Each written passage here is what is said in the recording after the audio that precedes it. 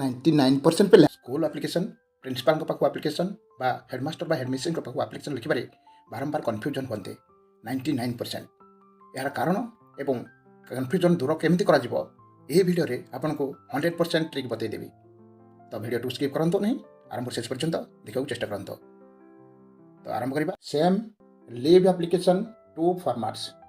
ଗୋଟିଏ leave application ଆମେ ଦେଖିବା, କିନ୍ତୁ ଦୁଇଟି ଫର୍ମାଟ୍।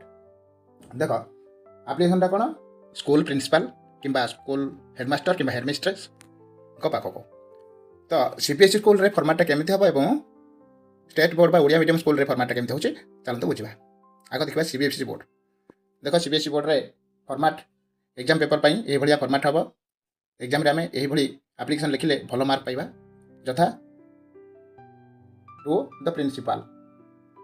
सीबीएसई स्कूल रे हेडमास्टर बा हेडमिस्ट्रेस न लिखि प्रिंसिपल लिखा जाए, बुझला।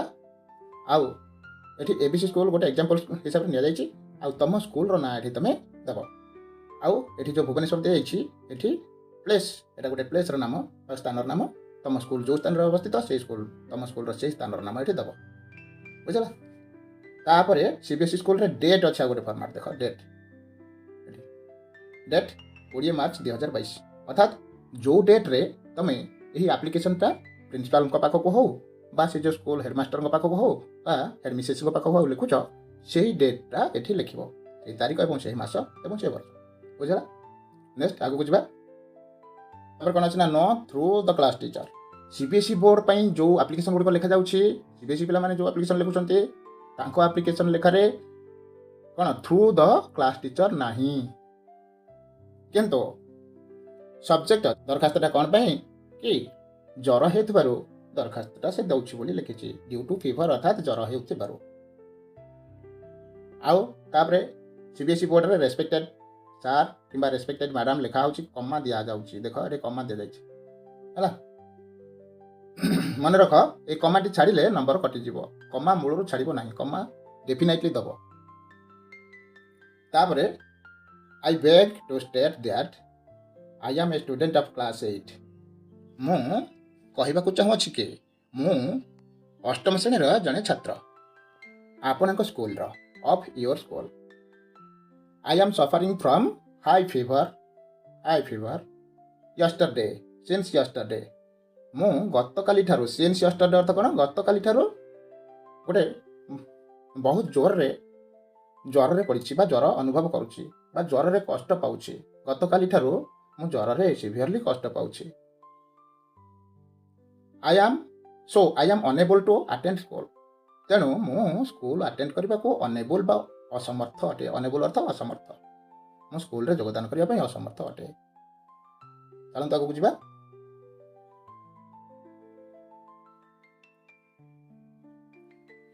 से पाराटा गला, तापर सेकेंड पारा आसीबो जोटा कि लास्ट पारा।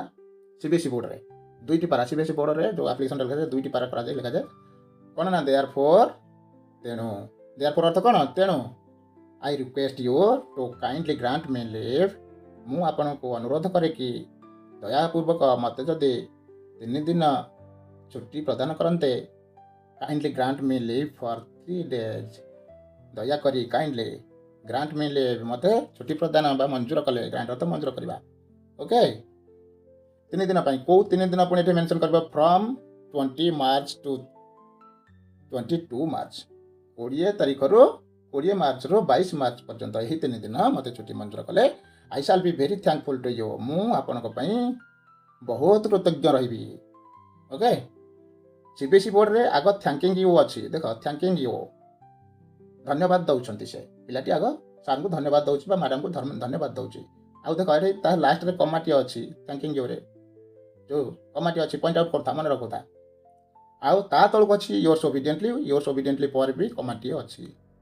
कमा गुड़ी को ध्यान सहकार मन रखुता और प्लेस करता न लाइन नंबर कटो पे मैंने मोस्ट इंपोर्टाट, बुझला। वीडियो शेष को संपूर्ण भाव में तुम जानवा पाइब कौन डिफरेन्स आउ कौन भूल कर नंबर कमुची, से भूलटा को आनी नंबर कमिबनी। 100 ରୁ 100% नंबर पाइब, 10 ରୁ 10, 12 ରୁ 12, 15 ରୁ 15। ओके आगे बुझा। योर्स ओबिडिएंटली पर जान ना लिख लो तुम ना ये लिख। एग्जाम्पल दिखाई जनकर तुम ना लिख ସେମିତି କ୍ଲାସ୍ 8 ତୁମର 8ମ ଶ୍ରେଣୀ ଲେଖିବ, ରୋଲ୍ ନମ୍ବର ଲେଖିବ। ଏଇଟା ହେଉଛି CBSE ବୋର୍ଡ଼ ଅନୁସାରେ ଏମିତି ଲେଖାଯାଏ। କିନ୍ତୁ ଆମେ ଯଦି ଯିବା ଷ୍ଟେଟ୍ ବୋର୍ଡ଼ ବା ଓଡ଼ିଆ ମିଡ଼ିୟମ୍ ସ୍କୁଲରେ କେମିତି ଲେଖାଯାଏ ତାକୁ ଦେଖିବା, ତାହେଲେ ସେଇଟା କେମିତି ହେବ ନା ନର୍ମାଲ୍ ସ୍କୁଲ ଯେଉଁଟା, ମିଡ଼ିୟମ୍ ସ୍କୁଲ ଯେଉଁଟା, ସେଇଟା କ'ଣ ହେଉଛି ସିମ୍ପଲ୍ ସ୍କୁଲ କ'ଣ ଏଇଟା ନା ଏଇଟା ଷ୍ଟେଟ୍ ବୋର୍ଡ଼ ବା ଆମ ଓଡ଼ିଶା ବୋର୍ଡ଼ ବା ଓଡ଼ିଆ ମିଡ଼ିୟମ୍ ସ୍କୁଲ ପାଇଁ ଆମେ କ'ଣ ଲେଖୁଛେ, କେଉଁ ଫର୍ମାଟ୍ରେ ଆପ୍ଲିକେସନ୍ ଲେଖୁଛେ ସେଇଟା। ଓକେ, ଦେଖ ଆମେ ସେମିତି 2 ଲେଖୁଛେ, କମା ଦିଆହେବନି 2 ପାଖରେ, ମନେ ରଖିଥା। ବହୁତ ପିଲା 2 ପାଖରେ କମା ଦେଇଦିଅନ୍ତି, ଯେଉଁଟାକି ସେମାନଙ୍କର ସବୁଠୁ ବଡ଼ ଭୁଲ ହୁଏ। 2 ପାଖରେ ଭୁଲରେ କମା ଦେବନି, ଆଉ ସେଇଠୁ ଧାଡ଼ି ଆରମ୍ଭ କରିବନି, ତା ତଳରୁ ଧାଡ଼ି ଆରମ୍ଭ କରିବ, ନେକ୍ସଟ ଧାଡ଼ି। ଟୁ ଦ ହେଡ଼ମାଷ୍ଟର ଅର୍ ହେଡ଼ମିଷ୍ଟ୍ରେସ୍, ଯଦି ତୁମ ସ୍କୁଲରେ ହେଡ଼ମାଷ୍ଟର ଥିବେ ହେଡ଼ମାଷ୍ଟର ଲେଖିବ, ଯଦି ହେଡ଼ମିଷ୍ଟ୍ରେସ୍ ଥିବେ ମଧ୍ୟ ହେଡ଼ମିଷ୍ଟ୍ରେସ୍ ଲେଖିବ। ଓକେ, ଆଉ କମା ଦେବ, ମନେ ରଖିଥା, ଏଇଠି କମା ଦେବ। ତାପରେ ତୁମ ସ୍କୁଲ ନାଁ ଲେଖିବ ଏଠି, ଆଉ ABC ସ୍କୁଲ ଏକ୍ଜାମ୍ପଲଟା ଲେଖିବନି, ତୁମ ସ୍କୁଲ ନାଁ ଲେଖିଲ। ତାପରେ ପ୍ଲେସ୍ ଲେଖିବ, କେଉଁ ସ୍ଥାନର ତୁମ ସ୍କୁଲଟା। ଏଠି ଗୋଟେ ଏକ୍ଜାମ୍ପଲ ଦିଆହେଇଛି ବାଙ୍କି, ତୁମ ସ୍ଥାନର ନାଁ ଏଇ ବାଙ୍କି ଜାଗାରେ ଲେଖିବ। ଓକେ, ଆଗକୁ ଯିବା। ଦେଖ CBSE ବୋର୍ଡ଼ରେ ସେଇ ପ୍ଲେସ୍ ତଳେ ଡେଟ୍ ବୋଲି ଗୋଟେ ଅପସନ୍ ଥିଲା, ଡେଟ୍। କିନ୍ତୁ ଆମ ଷ୍ଟେଟ୍ ବୋର୍ଡ଼ରେ ଏଠି ଡେଟ୍ ଅପସନ୍ ନାହିଁ, ରହିବନି, ନୋ ଡେଟ୍। ତ ପିଲାମାନେ ଏଇ ଯେଉଁ ଥ୍ରୁ ଦ କ୍ଲାସ୍ ଟିଚର ଆମେ ଲେଖୁଛେ ଶ୍ରେଣୀ ଶିକ୍ଷକଙ୍କ ଜରିଆରେ, ଏହି ଶ୍ରେଣୀ ଶିକ୍ଷକଙ୍କ ଜରିଆରେଟା ଏଇ ଧାଡ଼ିଟା CBSE ବୋର୍ଡ଼ରେ ନାହିଁ, କେବଳ ଆମ ଷ୍ଟେଟ୍ ବୋର୍ଡ଼ରେ ଅଛି। ତାପରେ ସବଜେକ୍ଟ ଲିଭ୍ ଆପ୍ଲିକେସନ୍, ଏ ଯେଉଁ ସବଜେକ୍ଟ ଅଛି ଲିଭ୍ ଆପ୍ଲିକେସନ୍, ଏଇଟା ଷ୍ଟେଟ୍ ବୋର୍ଡ଼ରେ ଟିକେ ଯାହା ଥାଏ ଷ୍ଟେଟ୍ ବୋର୍ଡ଼ରେ ସେ CBSE ବୋର୍ଡ଼ରେ ସେଇଆ ଥାଏ, CBSE ବୋର୍ଡ଼ରେ ଆଉ ଟିକେ ଅଧିକ ବିସ୍ତୃତ ଭାବରେ ଲେଖାଯାଇଥାଏ CBSE ବୋର୍ଡ଼ରେ। ଓକେ, ତାପରେ ରେସ୍ପେକ୍ଟେଡ୍ ସାର୍ ମ୍ୟାଡ଼ାମ୍, ଏଇଟା ତ ଯାହା ଅଛି ସେଇଆ ସବୁଥିରେ ରହିବ। ହଁ, କମା କିନ୍ତୁ ରହିବ କମ୍ପଲସରି, ବୁଝିଲ ପିଲେ, କମା ରହିବ, ମନେ ରଖୁଥା କମା କୋଉଠି କୋଉଠି ରହୁଛି। I am a student of class 8, I am suffering from fever, ମୁଁ 8ମ ଶ୍ରେଣୀର ଛାତ୍ର, ମୁଁ ଜ୍ୱରରେ କଷ୍ଟ ଭୋଗୁଛି, suffering from fever, so I can't come to school, ତେଣୁ ମୁଁ ସ୍କୁଲକୁ ଆସିପାରିବି ନାହିଁ। ଚାଲନ୍ତୁ ଆଗକୁ ଯିବା। Okay, please give me leave for 3 days, ତେଣୁ ମୋତେ ଦୟାକରି 3 ଦିନ ପାଇଁ ଛୁଟି ପ୍ରଦାନ କରନ୍ତୁ। From March 20 to March 22, March 20ରୁ ମାର୍ଚ୍ଚ 22 ତାରିଖ ପର୍ଯ୍ୟନ୍ତ। CBSE ବୋର୍ଡ଼ରେ ଥିଲା ଥ୍ୟାଙ୍କିଂ ୟୁ, କିନ୍ତୁ ଆମ ଯେଉଁ ଷ୍ଟେଟ୍ ବୋର୍ଡ଼ ଓଡ଼ିଆ ମିଡ଼ିୟମ୍ ସ୍କୁଲର ଯେଉଁ ଏକ୍ଜାମ୍ ହେଉଛି ସେଥିରେ ଯେଉଁ ଆପ୍ଲିକେସନ୍ ଲେଖାଯାଉଛି ସେଥିରେ ଥ୍ୟାଙ୍କିଂ ୟୁର ଅପସନ୍ ନାହିଁ। ଆମେ ଥ୍ୟାଙ୍କିଂ ୟୁ ଲେଖିବା ନାହିଁ ଓଡ଼ିଆରେ। ଏଠି କ'ଣ ଲେଖୁଛେ ଆମେ ଡାଇରେକ୍ଟଲି ୟୋର୍ସ ଓବିଡିଏଣ୍ଟଲି ଲେଖୁଛେ, ଆଉ ଏଠି ଦେଖ ମନେ ରଖ ଏଠି ନାହିଁ, କ'ଣ ନାହିଁ, କମା ନାହିଁ। ୟୋର୍ସ ଓବିଡିଏଣ୍ଟଲି ପାଖରେ କମା ଭୁଲରେ ଦେବନି, ଓବିଡିଏଣ୍ଟଲି ପାଖରେ କମା ଭୁଲରେ ଦେବନି, ଏଥିରେ ନମ୍ବର କଟୁଛି ତୁମର। ପିଲାମାନେ ଏଥିରେ କନଫ୍ୟୁଜନ୍ ହେଉଛ, ଏଇଗୁଡ଼ାକରେ କନଫ୍ୟୁଜନ୍ ହେଉଛ, କମା କେଉଁଠି ଦେବ କେଉଁଠି ନ ଦେବ, କେଉଁଠି ଥ୍ୟାଙ୍କିଂ ୟୁ ଅଛି କେଉଁଠି ନାହିଁ, CBSE ବୋର୍ଡ଼ରେ ଅଛି ଷ୍ଟେଟ୍ ବୋର୍ଡ଼ରେ ନାହିଁ, ବୁଝିଲା, ଏଇଟା ଟିକେ ମନେ ରଖୁଥା। ତାପରେ ପିଲାର ନାଁ, ଯିଏ ଦରଖାସ୍ତ ଦେଉଛ ଯେଉଁ ପିଲା, ତୁମର ନାଁ ଏଠି, ଏଇଟା ରାହୁଲ ଜାଗାରେ ତୁମ ନାଁ, ତାପରେ ତୁମ ଶ୍ରେଣୀର ନାମ 8ମ, ତାର ତୁମ କ୍ଲାସ୍ର ନାମ, ତୁମ କ୍ଲାସ୍ର ନାମ ଗଲା, ତାପରେ ରୋଲ୍ ନମ୍ବର, ଆଉ ଲାଷ୍ଟ ରହିଲା ରୋଲ୍ ନମ୍ବର। ରୋଲ୍ ନମ୍ବରରେ ଲେଖିବ ଫାଇନାଲ୍, ବୁଝିଲା।